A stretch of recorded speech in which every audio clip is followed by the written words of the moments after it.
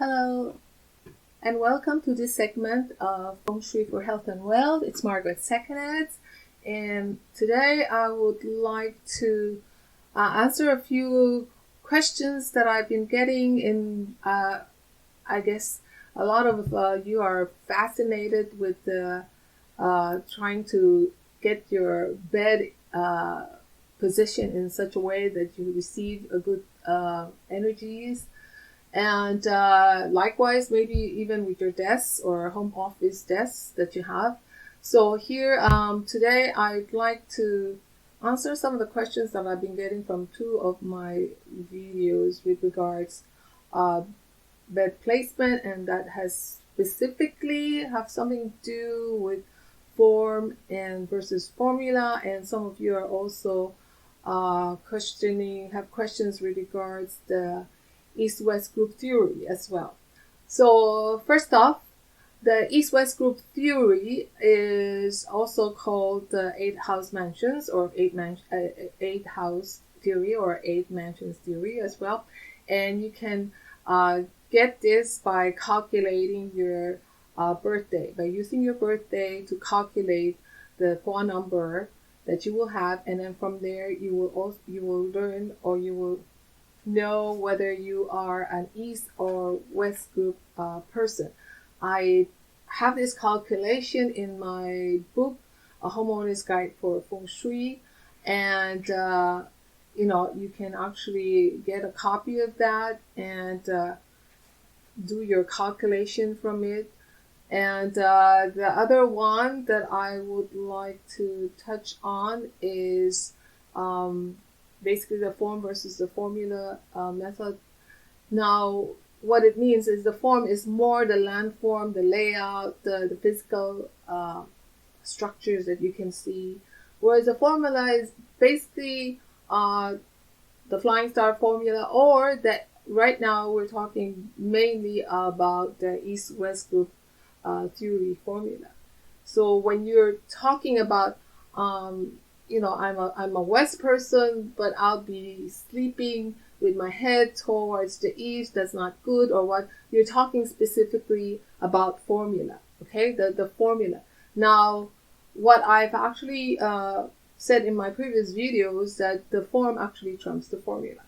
So again, there's a few questions here. I'll just go through some of this, and a lot of them all connects in a matter of speaking. So it said one of this would be, what if the only solid one? The bedroom would put my head in between the energy of the door and the window, and that type of thing. So if that is the case, you're looking at the form. Okay, so if that's the case, then you're looking at the form. Now, if you're also said it's not good to sleep in the West, you're specifically asking about the formula. Well, so what about the doors in the East and the windows on the West? I'm reading through some of these, and I'm in the West group, and that type. You're talking specifically about the formula again.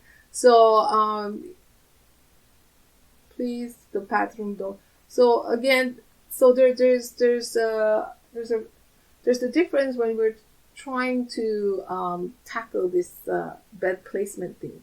Are we really talking about the form, or are we talking about formula, right? So when I said the form trumps the formula, which means that the layout actually is a lot more important, So that's when I was doing some of the drawings there to kind of give you a clearer understanding. So there's also another, let me put it this way.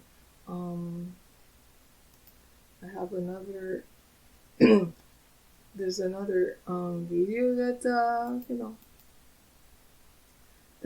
have, how do you call this?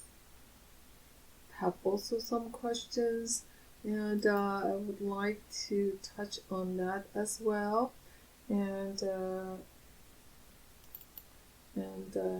bear with me, I'm trying to find the videos. If you have if there's a lot of windows or doors, or if your room is small, and put the way you describe, and as much as possible you would like to put it in the best possible position or location. There's always the question of how big the room is. So if your room is pretty tiny and there's quite a few windows, and you're in a dilemma whether you want to position it, then try to find the best one, unless you have other rooms in your house that actually that you can use as a bedroom. Sometimes you have no choice, but please realize that the house itself has its own permanent energies. Okay, so I'm not going to touch into that because it's going to just make the whole thing a bit more confusing for you. So, but the thing is, the house has its own energies as well. So each room, depending on where it's located, will have its own energies. Okay, so that's what we call the permanent energy. So that's the kind of the natal energy of the house. Then we also talk about the other energies that come into play, which is like the annual flying star energies that comes in. So that actually changes every year.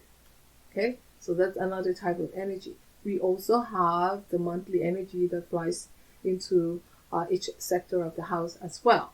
So there's different types of energy. So we're talking about in terms of that, we're talking about the formula, the energies that's flying into the room. Now, when we narrow down to a specific room that we like, based on all those energies, then we're looking at the form itself already, how the layout of the room is, and we're trying to get the best position for our bed or for our desk. Okay, so thank you for good. Okay. I have another window. Okay, So anyway, I'm trying to clarify something. Okay, there's also a question here about whether the door opens into the bedroom or whether it opens out to the hallway or corridor.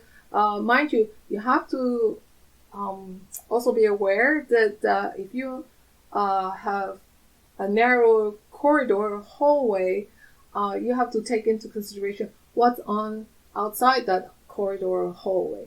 So in my book, A Homeowner's Guide for Feng Shui, I have I touch on the doors and windows, and we have such a case as biting doors, which means when one door opens, there to the outside, there might be another door that actually opens up, and it's kind of aligned in such a way that the energy is not really great, right? So we call that kind of a biting doors type of thing.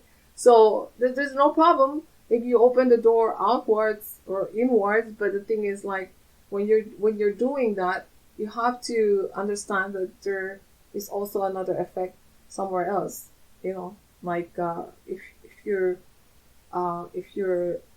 let's say second floor landing, I'm talking about the bedrooms, is pretty small.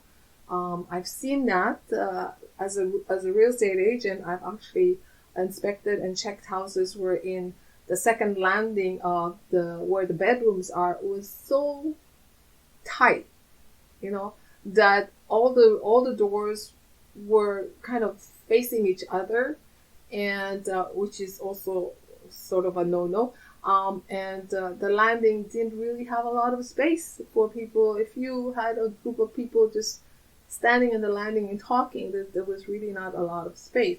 So you have to factor in that if the two bedrooms were actually side by side and the doors, were not opening in but opening out, well, how's that gonna be, in terms of so.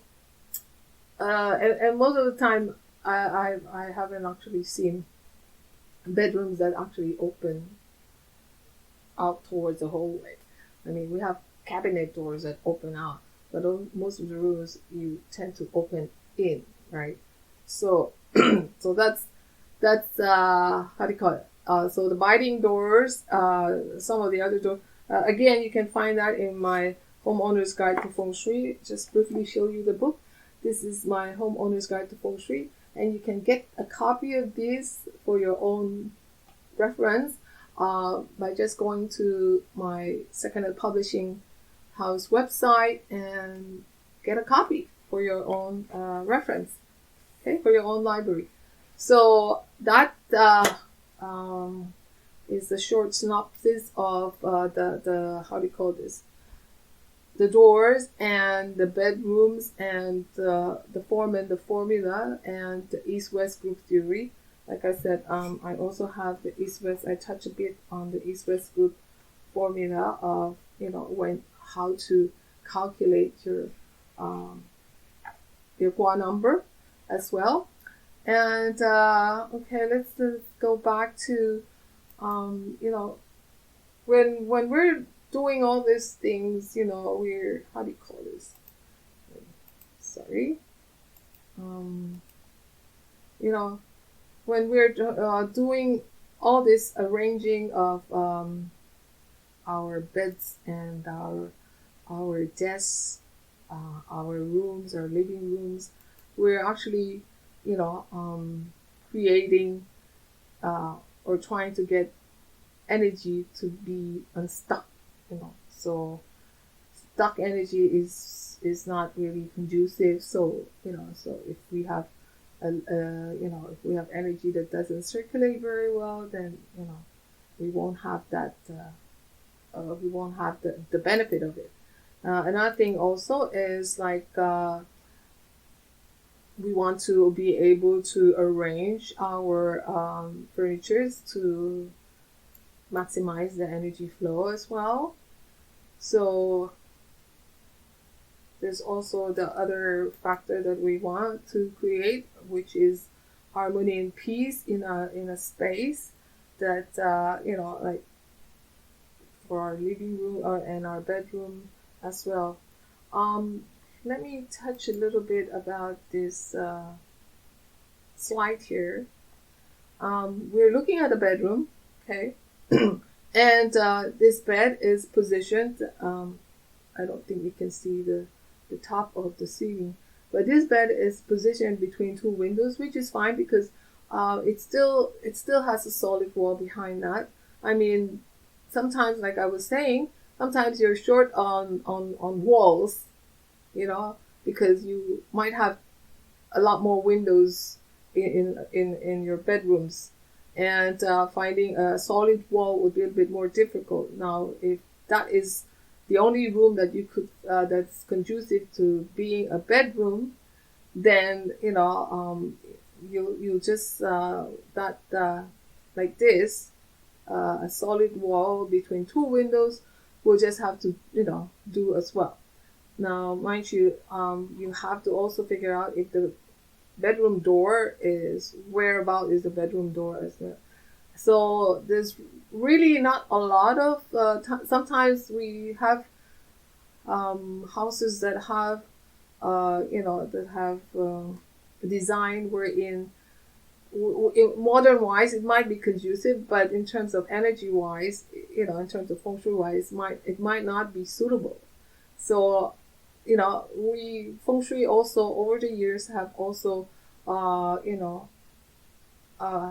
been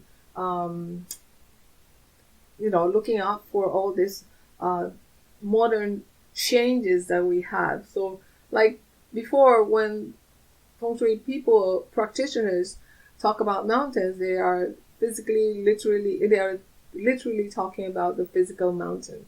Now in our modern society, when you talk about mountains and rivers, you're basically talking about a building or the roadways, or a man-made waterway, right? So as time goes by, we kind of adapt to all these changes. And again, I hope I was able to clarify a little bit about the form and formula basis, because like I mean, if like I said, when when you're looking at Feng Shui and you've actually determined from the permanent energy that a particular room in your house would be the best room for your bedroom to serve as your bedroom. So if that's the case, then you've already kind of tackled the formula base. Now, when you're looking at the room, you will actually have to take into consideration where the door is, and that type of thing. So if it's here, how many windows you have. If you have windows in all this area, then it's a little bit difficult. So if you have other rooms that might not have as many windows, then try to select those, because the thing is you would like to get peace and quiet when you sleep, and having let's say a window that's facing a very busy, let's say this is the main room, so and let's say it's busy, so you will actually be affected by whatever noises is coming in from that. And I know blackout window can take care of that, and long windows from ceiling to floor might also take care of that. But I say, if you have other options, you have other choices, definitely look at the other choices. Now, when you're looking at the room itself, you're looking at the form already, okay? So don't concentrate on being an East person or a West good person, because you're looking now at how to get the best location, best position for your bed and your desk. So if you're looking at this, then there's not a lot of choices, of course. Either it's a door or it's a window, that type of thing. And you would not want to position yourself wherein you can have some of the sa qi that comes in or that hits you, and you won't be getting a good night's sleep at all. So, for you guys who have, been wondering about the East-West group and, the form and formula, it's basically that. The formula is like determining if you're East or West group, and the form is basically looking at the room and finding out where is the best position. Now, we thank you for joining me, and so I'll say bye-bye for now, and thanks a bunch.